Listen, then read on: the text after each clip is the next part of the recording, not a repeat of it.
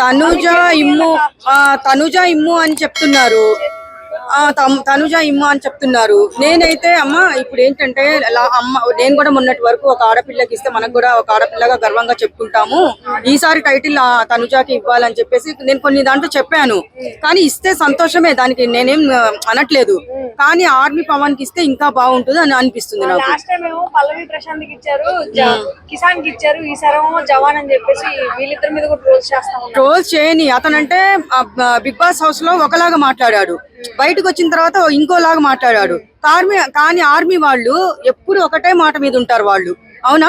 అందుకని ఆయనకి ఇస్తేనే నాకు మంచిది అనిపిస్తుంది. ఎందుకంటే ఫస్ట్ నుంచి నేను ఆయన గురించి చెప్తున్నాను. ఇస్తే మాత్రం ఇంకా హ్యాపీగా ఫీల్ అవుతాను నేనైతే. విన్నర్ మాత్రము ఆర్మీ పవనే. ఎంతన్నా మీరు అడగండి, ఆయన గురించి ఆర్మీ పవన్ అనే చెప్తాను నేను.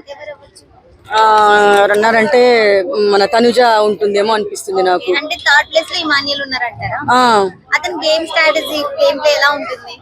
గేమ్ బాగా ఆడతాడు.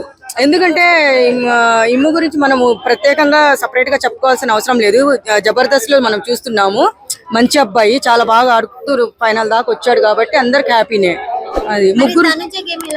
తనుజ గేమ్ బాగానే ఆడుతుంది, కానీ ఏంటంటే మాటికి ముందు బాధపడము, ఏడవడము, తొందరగా ఫీల్ అవుతుంది ఆమె. కానీ బిగ్ బాస్ హౌస్ లో పోయినప్పుడమ్మా ఏం చేయాలంటే మనము గేమ్స్ మీద ఫోకస్ పెట్టాలి.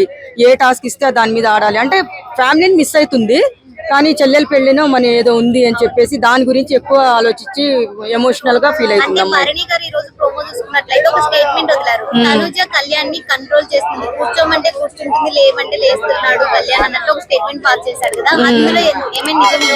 నిజం అంటే ఏం లేదు, కానీ వాళ్ళు ఏంటంటే ఏదో ఒకటి డైలాగ్ వదలాలి. ఇదంతా మళ్ళీ అనుకోవాలి, జనాలు అనుకునేలా చేస్తాడు ఆయన. ఎవరు? భరణి కదా. భరణి ఏంటంటే ఆయన కూడా పాపం హెల్త్ ఇష్యూస్ ఉన్నాయి అని చెప్తున్నారు.